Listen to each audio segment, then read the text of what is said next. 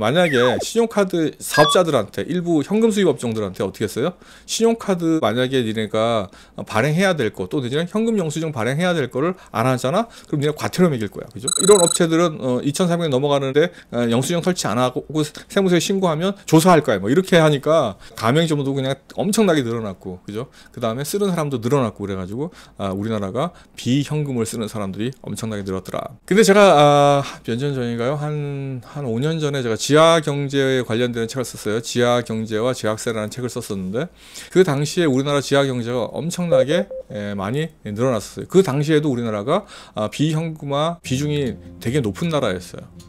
한 5년 전만 생각해 보세요. 5년 전이라고 하더라도 제가 뭐 라디오 프로그램에서 뭐 손에 잡히는 경제 그거였던 것 같은데, 우리나라가 지하 경제가 그렇게 많다는 건 난 이해할 수 없다. 왜? 비현금화된, 그죠?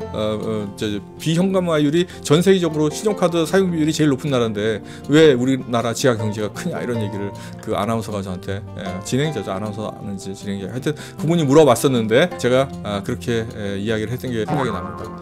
우리나라 5만원권 잠겨있는 수준, 그 다음에 여러가지 해외로 우리나라가 자본 유출이 되어지는 규모, 사업적 비사업적 여러가지 이유가 되겠죠. 해외로 유출되어지는 자본의 규모, 이런 것들, 그 다음에 실질적으로 도박, 매춘이 불법이잖아요. 우리나라 같은 경우에 매춘 시장에서 아마도 불법이기 때문에 신용카드 쓰는 사람은 한 명도 없어요. 근데 우리나라 매춘 시장 규모를 뭐 여성가족부인가요? 그리고 또 뭐 행안부가 이래서 발표하는 곳마다 다 틀려요.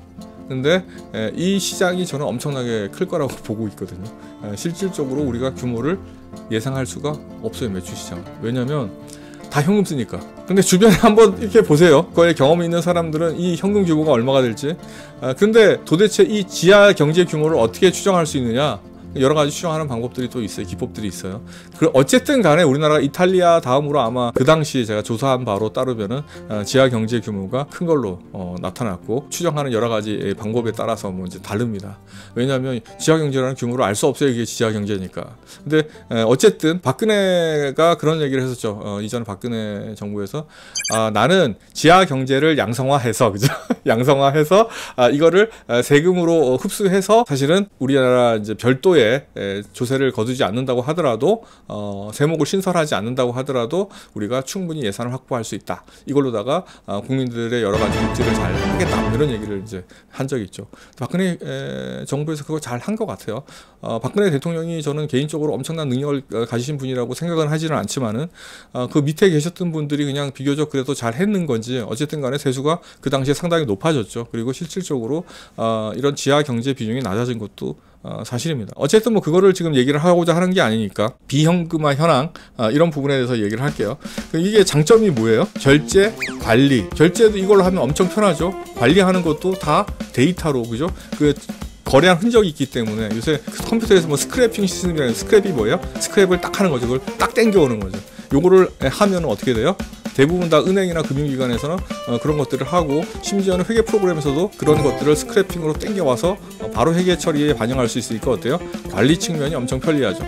그 다음에 이게 사실 현금을 들고, 다발을 들고 다니면서 쓰려고 그러면 이게 조금 나오면 되게 불안하잖아요. 근데 이거는 그냥 전자식으로 막 하니까 어떻게 돼요? 엄청나게 실질보다 많이 쓰게 되죠.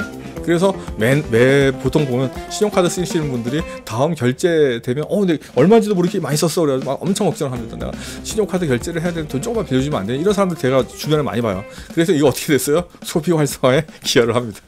그래서 소비가 좀 많이 늘어나죠. 그 다음에 해외에서도 이게 결제가 용이하죠. 왜 그래요? 이런 것들이 다 전자 네트워크로 다 연결이 되어 있기 때문에 해외 결제에서 용이하고, 그 다음에 소비 행태, 그러니까 이런 것들이 무슨 뭐 알리바바도 마찬가지, 중국의 알리바바나 이런 데 우리나라에서도 다 어디서 어떤 것들을 소비했는지 데이터를 땡겨가지고 이 사람들의 소비 행태를 막 추정을 하고 마케팅에 활용을 합니다. 그죠? 그리고 또 제가 말씀드렸듯이 제일 중요한 거죠.